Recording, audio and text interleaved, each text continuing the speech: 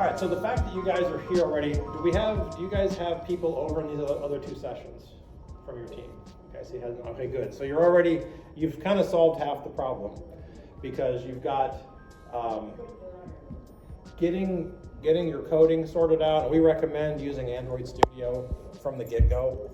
Don't use blocks, please, because no one in this league, I think there's one team that still uses it, but none of us can help you if you use blocks. So if you're debating on what to do, absolutely go with Java, do Android Studio, and teach your kids GitHub to learn to use GitHub. It's a bit of a learning curve, but you will thank yourself later. So we have a remote student that goes to school at IMSA in Chicago, and if we didn't use GitHub or one of its competitors, we would not be able to function. So take the time and learn it. Also, I think a couple of you guys I've talked to you've checked out the little mini bot we have. We have 2 of those floating around. So kind of get the driver station set up, kind of get a base chassis moving around on the floor if you can before September 7th. And it's all this stuff you can get out of the way and just be done with it. When you get into this middle one's kind of maybe for a rookie, I would be careful. We tend to not like the TensorFlow package that you'll learn about that comes with the first software. They kind of give you a way to detect objects. It doesn't work very well in our experience. But the tools to make it work, the OpenCV and the April tags the OpenCV in particular is a little more complicated. So this would be kind of in the programming side, this is kind of your third priority. Do the first 2 first to get a robot moving, and maybe mid-season tackle this. So don't feel like you've got to do this, but you're absolutely going to need it by your second year. So, and I have a top 10 list that I can send you guys. This is a condensed version. So kind of over the years, we've kind of learned like what's worked, what hasn't. So this is kind of like a condensed version of it.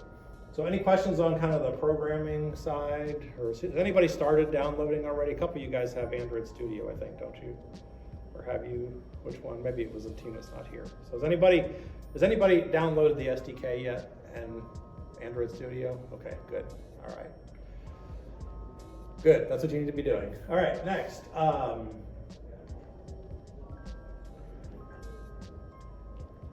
So the next 2 steps, where this is kind of, I will say that and if you don't know what that is yet, what drive encoders basically do is remember in Lego League how you could say move the robot,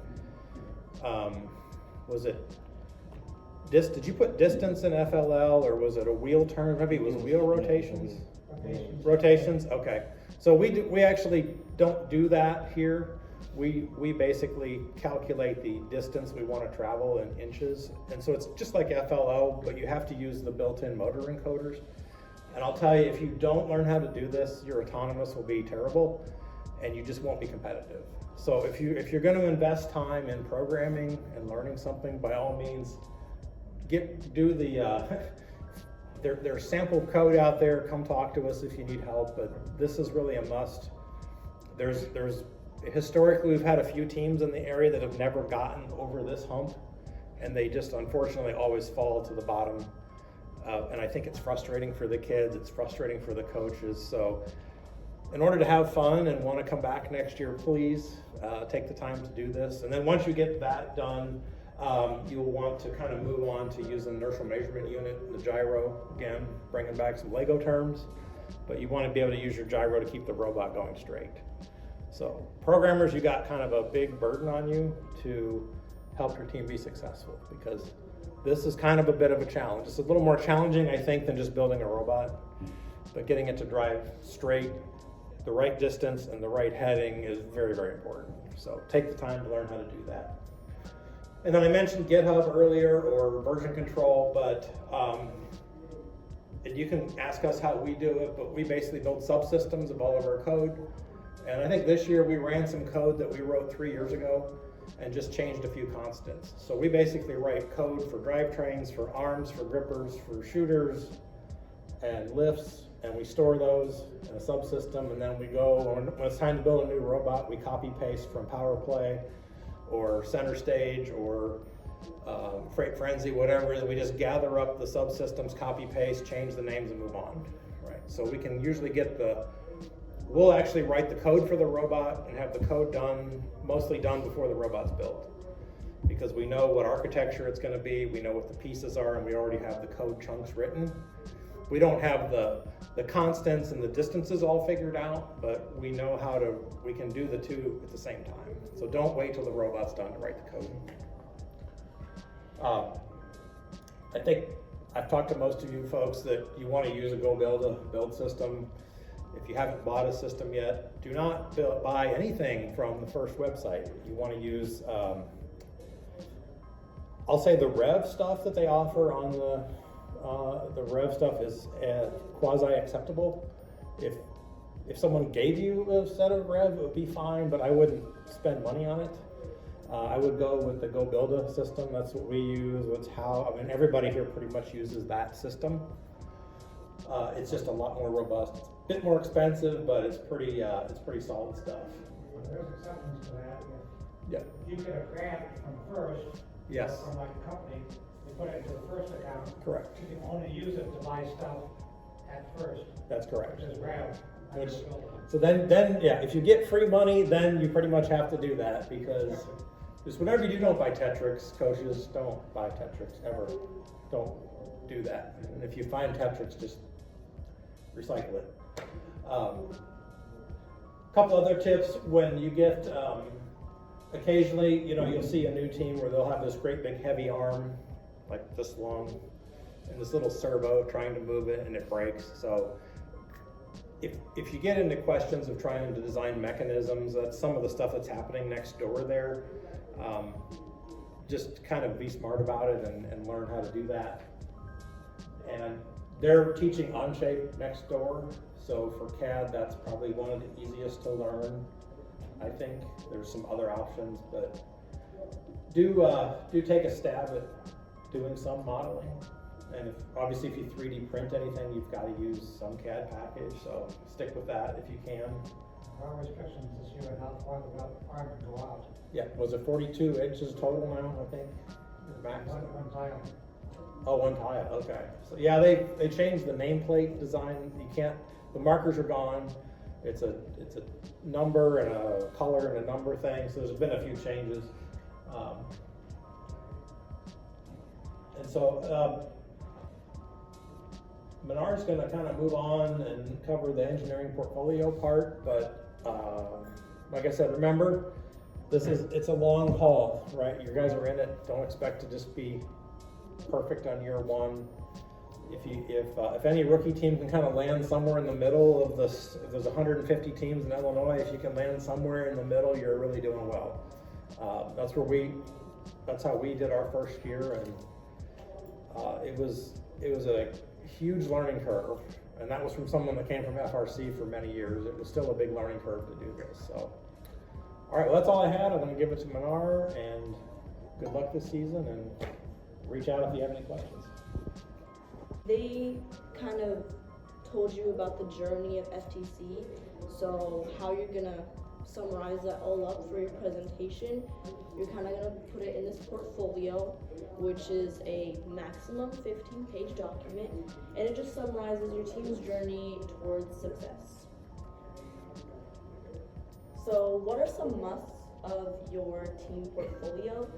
You should have your team number on the cover page, maximum of 15 pages of like work and other documents, but 16 pages including the cover, and a minimum of 10-point font. So it may seem that 15 pages is a lot, but it's all throughout your journey, and I would highly recommend that you guys start documenting throughout the season and not waiting last minute, because you're gonna forget things, because it's a process, design process, how you improve your game strategy, etc. So that's why some teams end up using a 10-point font, because it gets so much, so they have to condense everything. Well, keep in mind that judges like me are old, we can't see 10 Yes. very well. Yeah, don't try to trick them with 9.5. judge needs to put their glasses on, you know it's not going well. So there's one exception though to the page number maximum for your portfolio. If you submit a control award submission form, this is a front and back of a piece of paper. You can submit this, but this is aside from your portfolio. It shouldn't be like in it, stapled or anything. It should be, you should hand it separately. And this does not add on to the 16 pages that you have. So everything that I'm mentioning today, I got from the judge's manual from this past season. It is also linked here, so if you guys want this presentation and want to read the judge's manual, you can put your email on a piece of paper and we can send this towards you. But one thing you should know is that just because I have a link here does not mean you should put a link in your portfolio. Judges will not take this into consideration. They will not view this because a lot of the times it's printed and handed to them, so can't really press a link on a piece of paper. Here are some tips for your portfolio. You should have your team number on the top right corner of your portfolio. For some reason it says in the judge's manual it's for them to know who wrote the portfolio, but it's kind of like, it should be on the cover page, but it's a good reminder. This is me and Coach Dave. So in your portfolio, you should have like a table of content, like your team plan, who you guys are, but you should also have a little section where each team member kind of shares their thoughts about the journey. So I had a lot of fun this season developing the game plan and improving our design throughout the meets. And Coach Dave says implementing stuff like odometry, OpenCV is very important because it helps throughout multiple seasons. You right there. What's my last name? You don't know? Exactly. Do not add your team members' last names to the portfolio. That is why our back of our hoodies have our nicknames, so you don't spread that information. Your team portfolio, here's some things you guys should include. So you should have any sample sketches, calculations, CAD models. You should show your design process. You should show your strategy, your programming, how you implement your game plan. And then obviously outreach. You should be able to show how you inspire other teams to come into first. And a big thing is a lot of judges look for sustainability. So how are you sustaining your team? What is your recruitment plan? FTC is a very sustainable program compared to FRC. FRC is wonderful, but the judges that you are going into the room for are specifically there for FTC, so they know that it's sustainable. So let's prove to them why. Yep, make your titles unique and purposeful. Don't just be like outreach. Okay, well, everybody's reaching out at some point, right? So make it unique to the season, make it like inspire, motivate, connect, something like that. So those are like keywords that they notice a lot. Add your mentors and your subject matter experts, how you found those people, how they've helped you, what they've helped you with in specific. Again, like I mentioned, sustainability, that is a big thing. Add your team memo or your goal like next to where you like everybody has their team photo and their own personal opinions on the season. Please be concise. It is 15 pages, but you do not have to have it MLA format, super perfect. No, you can add bullet points. It can be concise, to the point, but make it colorful and intriguing. For example, this presentation, you see lots of orange and blue. Our team colors are orange and blue, so that's why that looks like that. So why is the portfolio so important? It is something that the judges take into consideration for your awards. You have to submit a portfolio to be considered for any judged awards. So the Inspire Award is something that it's like a ticket straight to state if you get the Inspire Award. So that is a very important one. But for the Think Award, the judges will have your portfolio and they will not come to your booth and ask you questions for the Think Award, if I'm not mistaken. So they will have your portfolio, and it should have enough information about your team where they can judge and see if you are capable to attain that award. So that is why this portfolio is so important. Again, it's a journey. Don't cram it in the night before. It's not worth it. So, presentation. The presentation, you come in, hand them your portfolio, your software paper if you have one, the control award submission form, right? Now, I have some recommendations. Some teams, like How, like to bring in a TV, which is wonderful. Some teams like to bring in poster boards, which we used to do. Do not recommend going by hand or cramming posters last minute, because people like me will forget innovation has two ends and walk in with a board that has one end. So this is just a little recommendation for me. So here are some tips once again. Greet the judges with excitement, gratitude. You don't know how many people they're seeing, so make an intro, be excited. Bring visual aids, again, poster boards. Bring your robot, your props, anything that is important to your design development, your journey, anything like that. And yes, reference them while speaking. Speak clearly and divide your talking amongst your team members. You don't want to just have one person standing there, because sometimes some judges will point that out and be like, you, answer this question. And then they're kind of just like, I just hold my poster. So divide the talking. Everybody should have a part. If you have like 15 team members, it's not a very good spot to start at, because you have 15 people that you have to divide talking amongst in 5 minutes. So that's why not having that many team members is a good option for new coming teams. Practice, please practice your presentation. Don't come in not knowing your parts. But here's the thing, it's not memorization. Like, I have my notes here, but my parts are not memorized. Again, it's a journey, so you should be able to speak about it clearly, fluently, and know it. You shouldn't have to memorize this little piece and speak like a robot. So know your part. Don't come in confused about what order you guys should be talking and how things should be going. Practice questions. Questions are going to be, in my opinion, a lot more important than your presentation, because while you're presenting, the judges will have the portfolio in front of them, so they'll be taking notes, and sometimes they won't exactly be listening to like keywords and things like that. So they'll ask more questions based on the portfolio. So practice those questions, because some of them will catch you off guard, and you don't want to not know what is coming, because there will be more questions at the booth as well. So that is a big thing if you want to put a spot for a possible award.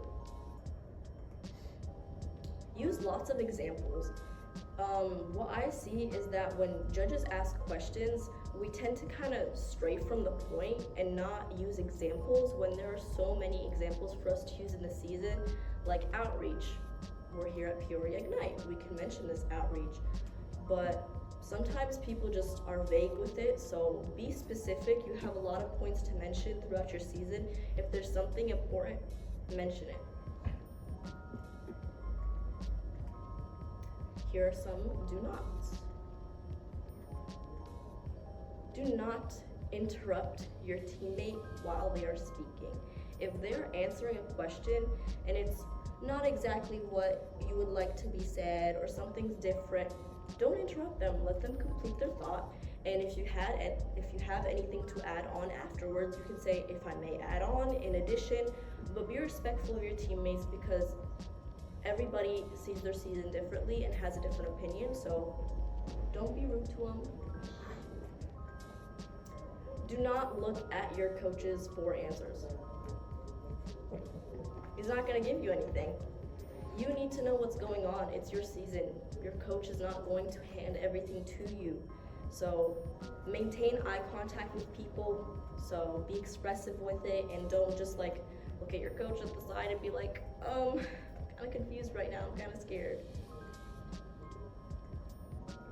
Do not spend long answering one question. You have 5 minutes of Q&A, so if you're spending one portion of answering a question about your robot and how you developed it from meet one to this, it's like, well, is that important?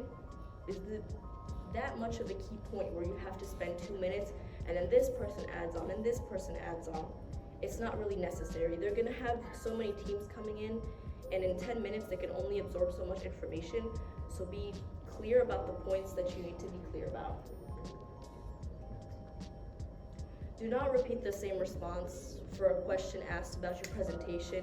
If you give an example about something during the presentation and they ask you about something else you did or iterate more outreach events you've done, don't state the same thing just because it's important. You should be able to have multiple examples, and if something is important enough for you to repeat, you should be able to iterate more. The presentation should not be something where you speak about the entire answer because you want to engage them to ask you more questions. So, judging and booth specific. So we went over judging in the room. We're gonna give them your portfolio, right? So judging at the booth, for new teams, I wouldn't really worry about your booth. It's more about being there, being prepared for it, just knowing that it's going to happen. So your team members who are available, so you'll obviously have your drive team who is obviously on the field. So the team members that are available should be at the booth and prepared for judges to come, because this is honestly one thing that if you get to state will be kind of difficult. Your drive team is going to be having back-to-back matches, and they're kind of not going to be able to be at the booth as much as you would like to be. So you should have team members at your booth available to answer any questions, knowledgeable, experienced. So don't just leave out a team member that's like, oh yeah, this person just does the portfolio and they're not engaged in the controls, the design, and then a judge comes in and they have no idea what's going on. Oh no, what happened?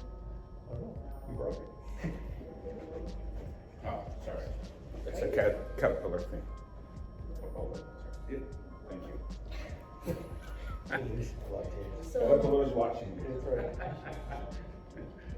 you should have a copy of your portfolio and any other material at your booth. So if judges come by, or if any other teams come by as well, they can flip around, look at it, and you never know, you could lose a portfolio, so just always have a spare so you can have it at your booth. And you should at least, as a rookie team, have your team number and name visible in some way, shape, or form, because there's so many tables that sometimes the judges will come around and not know where you are, and they shouldn't have to go around in a circle trying to find you. They should be able to look around, and if they want to come directly towards you, they'll come to you. Have decor or hide your personal belongings. Decor isn't necessarily a must. It really isn't. But the main thing is hiding your personal belongings, because it's gonna get cold during the season, so hide your jackets because they will get bulky, and you just don't want a big mess on the top of your table. Like, you don't want just like a robot in jackets. So just be more critical about where you place your items.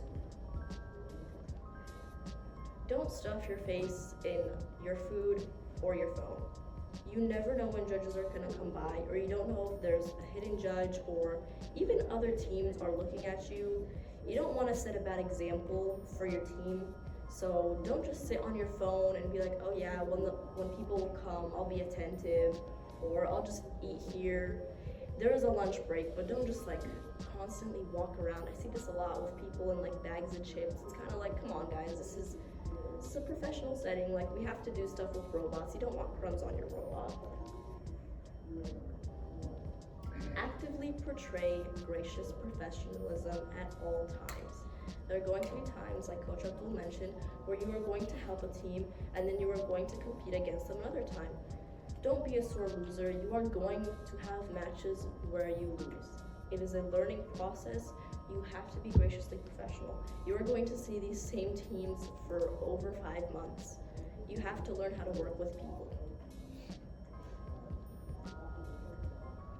Thank you guys for listening.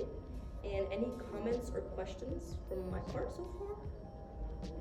Could you explain, like, when you need the booth, or what time of the season, like Yes, a pit versus a yes. booth, and what that means? So you're going to have a pit the entire season.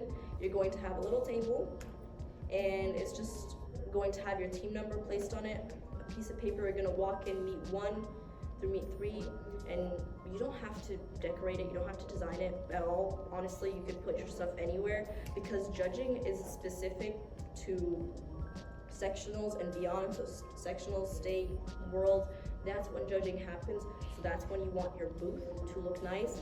But a pit is just where your team is located, so other teams can come and talk to you about alliances and working together once the team schedules are out. No need to build anything. Yeah. To February, you've got till February to get that figured out.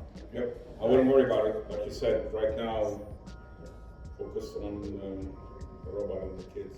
We had a couple of things. You did an excellent job, by the way. Thank you. Having judged at state and multiple other areas, give you a few pointers that I know. First off, the pits are very important. What's the number one rule in the pits? Safety glasses, safety glasses, safety glasses. If I walk around and I see kids without safety glasses on, I say, we can't follow the rules. Why should they get an award for Inspire Award, for example? You can't even follow the rules and wear safety glasses. So safety glasses are very important. They're there for a reason, to protect you with all these robots with flying parts and things around. Number 2, at judging, I've been judged at all different levels, but portfolio is very important. When I do like the Iowa side, I get 7 minutes to look at the portfolio. That's all the time I've got.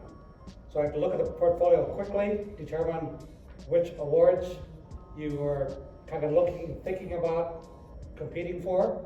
If I don't see anything on Motivate, I say, well, they're not interested in Motivate Award.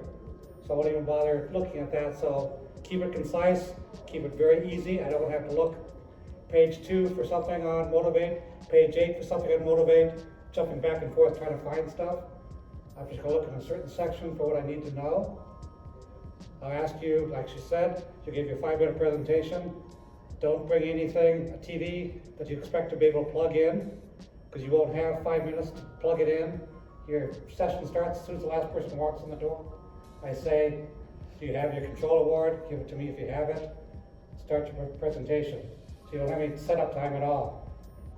So if you've got things battery operated, that's great. But don't expect to be able to say, where can I plug it in at?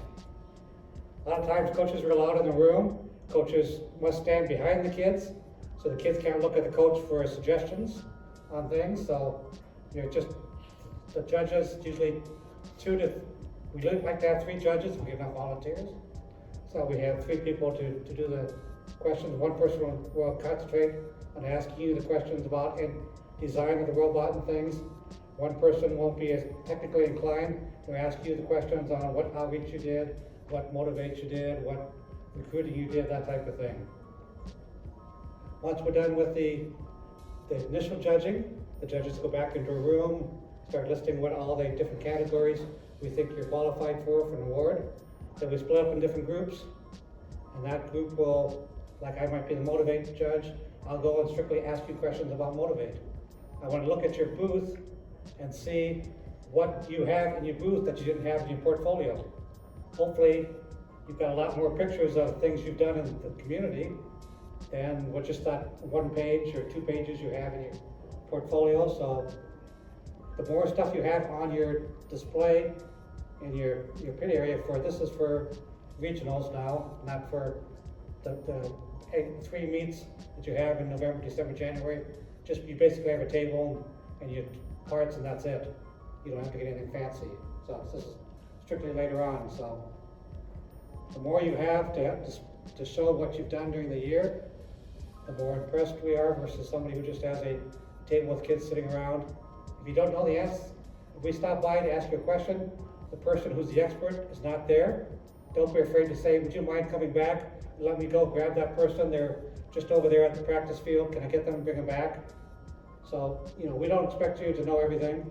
You're a large team, you've divided the work evenly among the kids, so if you're the design person and we ask you a question about outreach, don't be afraid to say, let me go grab the outreach person, let them come back, or vice versa. Again, the important thing of having fun, being safe, learning. You may have the best robot in the world, but based on who your partner is for that particular match, they may have a hiccup. It's happened before where we've had a team, my team in fact, we had 150 points by ourselves. Our partner had 120 points with the penalties.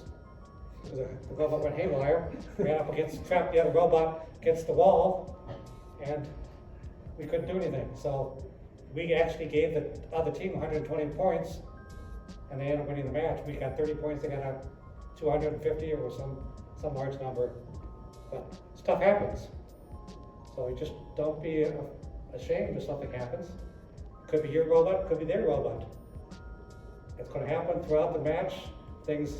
Programming suddenly breaks down. We know that happens. Life happens. Yeah, Right? I mean, that's what's gonna happen. You're gonna be, these kids, they're gonna finish up their high school, they're gonna go get a, college education hopefully, or working.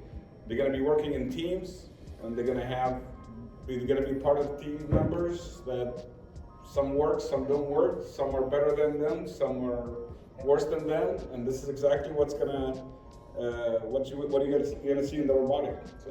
Especially at the end of the presentation, be sure to thank the judges for volunteering their time. They're giving up their day to sit there and spend all day doing judging.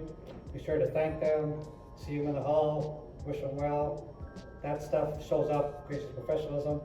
People are aware of that when it comes down to tiebreakers. The teams that are more enthusiastic, outreach, talking to the other coaches, the other teams, those things are noticed.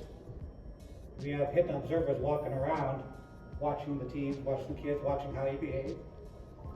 So the more you do helping each other out, the more it's noticed.